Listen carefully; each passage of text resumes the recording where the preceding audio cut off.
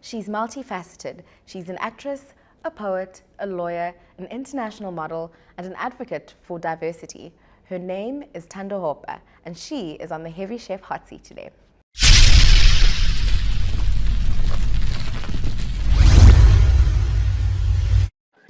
Thando, welcome to the Heavy Chef Hot Seat. Congratulations on gracing the cover of Vogue Portugal. Thank you. Massive, massive. I think it's just a great achievement, and especially for the African continent. Thank you. Now, we're here at the African Fashion International Masterclass, and we're here to basically talk about preserving the African heritage and diversity for a sustainable future. What does African diversity mean to you? I think if I were to give you an anecdotal perspective of what I think African diversity is cognitive diversity. I think, we come in different kinds of bodies, and all of these bodies, whichever way they're colored, each color comes with a political consequence, a social consequence. When your skin is darker, it comes with a social consequence. When it's this light, it comes with a social consequence. Because our bodies have all of these stories that they carry, that we're born into. You're just born into this body, and you're born into this body's story.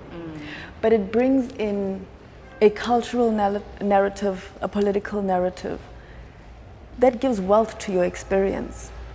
And that means that we all don't think the same about a particular subject. And I think for me, it's to value cognitive diversity. I think your body introduces you to thinking differently from everybody else because it gives you unique experiences. Some are shared and some are particular to you. So I think that's for me African diversity.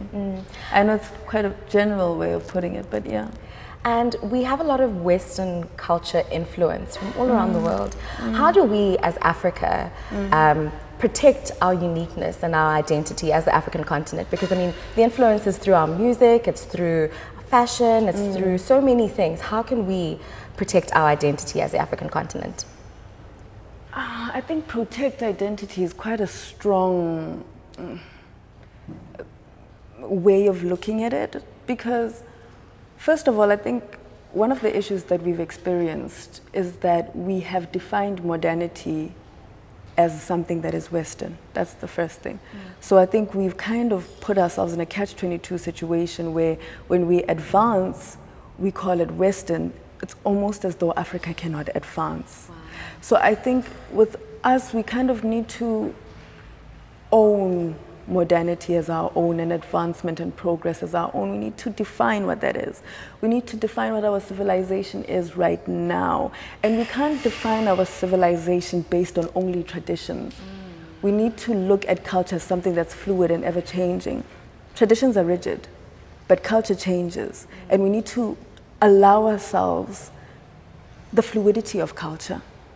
So, in terms of that, I don't know what to say in terms of protect identity. But in terms of heritage, that's very historical, and it's something that's passed down. I think that we kind of need to have an Ubuntu philosophy with respect to whatever it is that we do. Ubuntu always sounds so, what's the word for it? It sounds so archaic and all of these flowers, but it's a human-centric, philosophy. It defines our civilization. It defines everything that we did, whichever way we interacted, in terms of however we advanced, whether it was technology, clothes, traditions, all of it, right? It was an Ubuntu-centric philosophy. That means that however it is that we want to engage, we have a philosophy that is common amongst us. And for the future generation coming up, how could we, advise them or inspire them to actually remain proud in being African?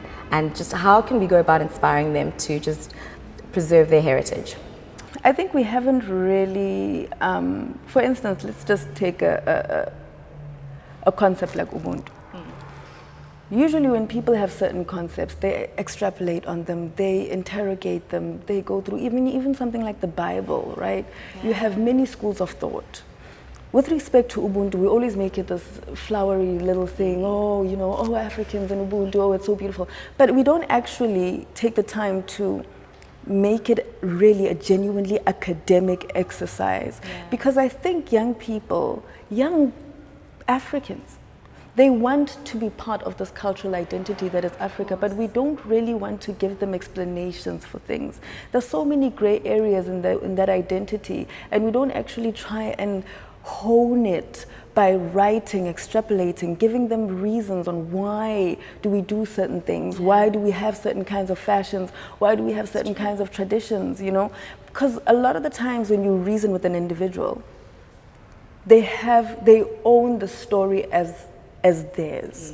But if you just dictate to them, you just need to do this because it's just done that way, then they're not going to take it as their own. They can't, it doesn't impart who they are. They don't have a story for it, you know? So I think more than anything, the first thing is I think we really just need to write. We need to write, like, if there's one thing that I think we've underestimated, is writing about our own cultures and our own experiences and everything, fashion, whatever it is, from our perspective. Yeah. Thando, thank you so much for your time. Thank you. Thank you. It was just lovely engaging with you. Thank you. That was Thando Hopa. You heard it here first from Heavy Chef. If you want to be a part of any of our learning experiences or masterclasses, simply hop onto www.heavychef.com.